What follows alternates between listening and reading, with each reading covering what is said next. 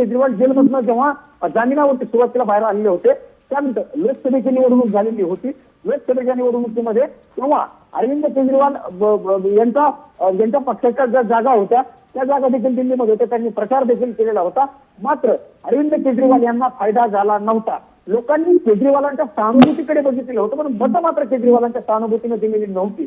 आणि तोच मुद्दा आताही या निवडणुकीमध्ये बघायला मिळते.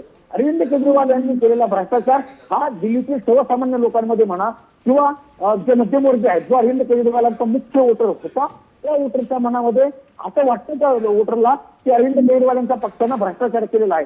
दिल्ली दारू घोटाळ्यामध्ये अरविंद केजरीवाल यांच्या पक्षाला डिफेंड करता आलं नाही. त्यांना आपल्या मतदारांना हे सांगताच आलं नाही की अरविंद केजरीवाल असेल किंवा आम आदमी पक्ष असेल यांनी दारू घोटाळा केलेला नाहीये. हे सांगण्यामध्ये ते कमी पडले आणि त्याचा तोटा त्यांना आता या निकालामधनं बघायला मिळतोय, असं एक प्रकारे आपल्याला म्हणावं लागेल. पण नाही अगदी. मात्र ह्या सगळ्या मुद्द्यांवरती तर ही निवडणूक लढवली गेलीच. मात्र ज्या पद्धतीनं आतिशी यांचा प्रवेश झालेला, कारण 2020 मध्ये ते निवडून आल्या, मात्र त्यानंतर त्यांना मंत्रिपदही मिळालं नाही. सिसोदिया पायउतार झाले, त्यांना राजीनामा द्यायला लागला. त्यानंतर शिक्षण मंत्री झालेले आतिशी थेट मुख्यमंत्री पदी विराजमान होताना पाहायला मिळालं.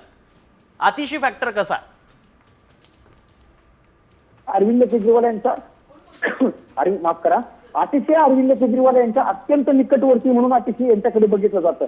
अरविंद केजरीवाल यांनी जेव्हा अण्णा हजारे यांच्यासोबत भ्रष्टाचार विरोधी आंदोलनामध्ये काम करायला सुरुवात केलेली होती, तेव्हा अरविंद केजरीवाल यांना जे अनेक ड्राफ्ट तयार करून दिले जायचे, त्या ड्राफ्टमध्ये आतिशी यांचा सहभाग होता असं चर्चा होती. आतिशी या बॅक ऑफिसला काम करणारी एक व्यक्ती होती.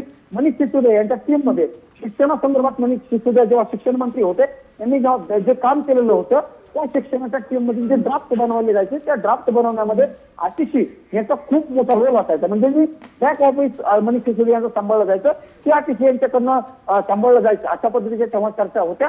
मात्र आता त्या आतिशीला जेव्हा 2024 साली जेव्हा अरविंद केजरीवाल यांचा पक्ष सत्तेवरती आलेला होता, त्या अरविंद केजरीवालांना मुख्यमंत्री पदाचा राजीनामा दिल्यानंतर त्यांचा उत्तराधिकारी कोण ही चर्चा होती. त्या काळामध्ये आतिशी यांच्या गळ्यामध्ये मुख्यमंत्री पदाची माळ टाकली होती. त्याचं कारण होतं, आतिशी ह्या महिला आहेत, आतिशी यांच्यावरती भ्रष्टाचाराचा कुठलाही गंभीर आरोप नव्हता. कारण अरविंद केजरीवाल यांचे जे निकटवर्ती होते, कैलाश गेहलोत असतील, त्यानंतर मनीष सिसोदिया असतील, संजय सिंग असतील, यांच्यावरती भ्रष्टाचाराचे आरोप झालेले होते. मात्र आतिशीवरती तसा आरोप झालेला नव्हता. त्यामुळं महिला आणि भ्रष्टाचाराचा आरोप नाही, हा एक मुद्दा अरविंद केजरीवालांनी हेरलेला होता. दुसरा मुद्दा, अरविंद केजरीवालांना हे माहिती होतं की जर आपल्या ज्या योजना आहेत त्या योजना सर्वसामान्यांमध्ये महिलांमध्ये फेमस करायच्या असतील तर महिला मुख्यमंत्री जर दिल्या, म्हणजे शीला दीक्षित मुख्यमंत्री होत्या, सुषमा स्वराज मुख्यमंत्री होत्या, अशाच पद्धतीच्या आतिशी जर यांना मुख्यमंत्री पदाची संधी दिली तर त्याचा फायदा होऊ शकतो, असा अरविंद केजरीवाल यांना अंदाज होता. आणि म्हणूनच त्यांनी आतिशीच्या गळ्यामध्ये मुख्यमंत्री पदाची माळ तेव्हा टाकल्याचं आपल्याला बघायला मिळाले. निश्चितच प्रमोद, अगदी काही वेळासाठी थांबवते. दिल्लीमधलं सध्याचं चित्र नेमकं काय तेही आपण बघूयात.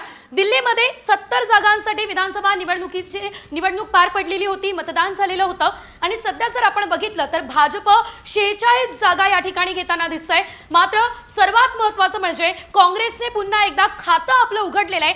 1 जागा काँग्रेसच्या पारड्यात पडताना दिसतीये, तर आम आदमी पक्ष मात्र केवळ 23 वर अडकलेला आहे. आम आदमी पक्षाची जी सुरुवातीपासूनची जी घोडदौड सुरू होती, 30चा आकडा आम आदमी पक्षानं गाठलेला होता. मात्र आता हा आकडा केवळ 23 वर आला असल्याचं आपल्याला पाहायला मिळतंय. मात्र दिल्ली नेमकी कुणाची, हा सर्वात महत्त्वाचा प्रश्न आहे. आणि त्या प्रश्नाचं उत्तर अगदी काही वेळातच मिळेल, कारण अगदी काही वेळातच चित्र काहीसं स्पष्ट होईल. सुरुवातीचे जे पोस्टल मतमोजणीचे कल हाती आलेले होते त्यामध्ये सुद्धा भाजप आघाडीवर आपण पाहिली होती. आणि आता सुद्धा जर आपण बघितलं तर भाजप तब्बल 46चा आकडा या ठिकाणी गाठताना दिसतेय. महत्त्वाचं म्हणजे गेले साधारणतः 2 टर्म आम आदमी पक्ष जो सत्तेत राहिलेला आहे, 60 पेक्षा जास्त जागा आम आदमी पक्षानं मिळवलेल्या होत्या.